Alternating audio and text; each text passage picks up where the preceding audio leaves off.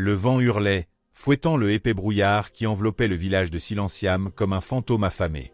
Les maisons, écrasées par le poids du brouillard et du temps, semblaient respirer, exhalant une atmosphère de mélancolie et d'isolement. Les rues pavées, autrefois vibrantes, étaient maintenant silencieuses, recouvertes d'une couche humide de feuilles mortes. La seule exception au calme était le son intermittent et subtil d'un goutte à goutte persistant, résonnant des profondeurs de la forêt qui entourait le village. Moi, Elara, suis arrivé à Silenciam, attiré par un énigme qui tourmentait ma famille depuis des générations. Ma grand-mère, une femme à l'esprit aventureux, passait des heures à contempler d'anciennes cartes et à murmurer à propos de la chanson du silence éternel. Elle croyait que cette mélodie gardait le secret d'une ancienne civilisation enfouie sous la forêt. Après sa mort, j'ai hérité de ces cartes, de ces cahiers griffonnés et de l'obsession de la recherche. Au début, la légende semblait juste une fable, un conte pour enfants. Mais la persévérance de ma grand-mère, comme ses yeux brillaient lorsqu'elle mentionnait le trésor perdu, m'a convaincu de suivre ses traces.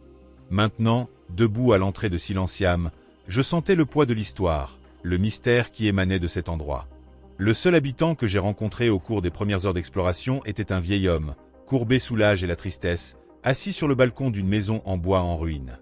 Il s'est présenté comme Elias, le dernier gardien de la mémoire de Silenciam. Ses yeux, de la couleur du brouillard, contenaient la sagesse et la désillusion de celui qui a vu beaucoup. « Qu'est-ce qui vous amène à Silenciam, étrangère ?» demanda-t-il, sa voix rauque, à peine audible au milieu du silence. « Je cherche la chanson du silence éternel, répondis-je, attendant une réaction. » Elias sourit, un sourire amer qui révélait des dents jaunes et tordues. « La chanson. Tout le monde la cherche. Mais peu la trouvent. Et ceux qui la trouvent reviennent rarement. » Ces paroles ont provoqué un frisson dans ma colonne vertébrale. C'était plus qu'une légende, une malédiction. Il a raconté l'histoire de Silenciam, une histoire de prospérité et de beauté, d'artistes et de poètes qui ont autrefois fleuri dans cette vallée. Soudain, le silence s'est abattu sur eux. La musique, la danse, la joie, tout a disparu, remplacé par une immobilité oppressante, par le brouillard qui ne s'est plus jamais dissipé. La chanson, disent-ils, est cachée au cœur de la forêt. Mais la forêt ne livre pas ses secrets facilement. Elle protège la mélodie et ceux qui la recherchent. Elias m'a offert un abri, un coin sombre dans sa maison. Au cours des jours suivants, il m'a raconté plus sur Silenciam, sur les signes énigmatiques dans les anciens documents, sur les histoires de disparition et de folie associées à la forêt. Il m'a mis en garde contre les dangers, mais il m'a également fourni des informations précieuses, comme l'emplacement d'une carte qui pourrait me rapprocher de mon objectif. Avec la carte en main, j'ai senti l'adrénaline parcourir mes veines. La forêt, un labyrinthe d'arbres tordus et d'ombres dansantes, m'appelait. Le silence, auparavant oppressant, était maintenant un défi, une énigme à déchiffrer. La chanson du silence éternel m'attendait. L'exploration a commencé guidée par les symboles de la carte, par des ruisseaux cachés et des sentiers presque effacés. La forêt était un personnage en soi, observant chaque pas que je faisais, mettant ma détermination à l'épreuve. J'ai pénétré dans ses profondeurs, et la lumière du soleil est devenue un simple murmure, filtré par les cimes. L'odeur de la terre humide et des feuilles en décomposition remplissait l'air, mélangée à un parfum floral qui m'attirait et me troublait en même temps. Chaque pas résonnait dans le silence, me rappelant la solitude et l'immensité de la forêt.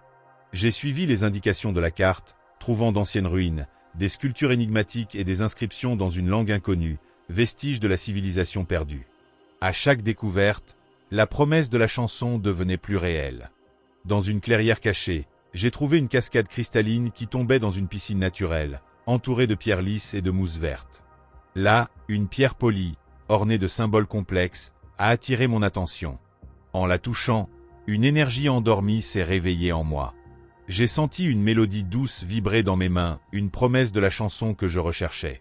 J'ai continué mon voyage, surmontant les obstacles, affrontant la peur et la solitude.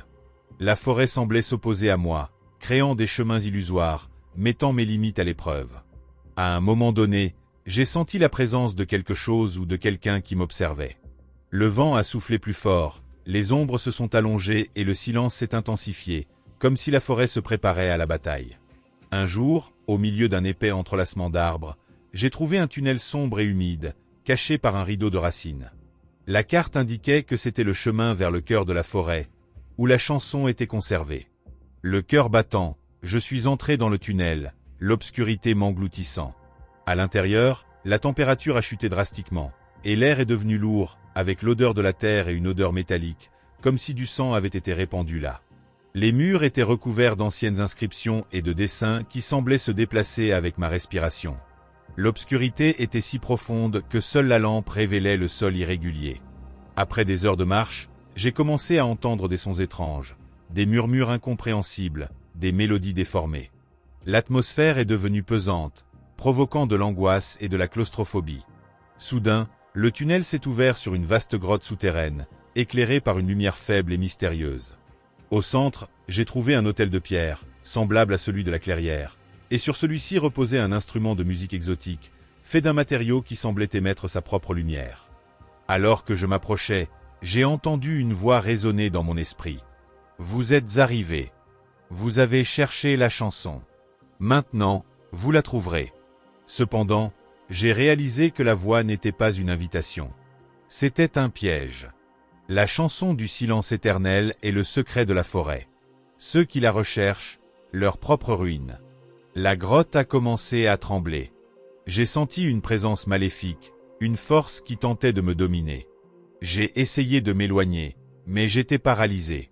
Une force surnaturelle me retenait, augmentant la pression. La voix a révélé le véritable but de la chanson.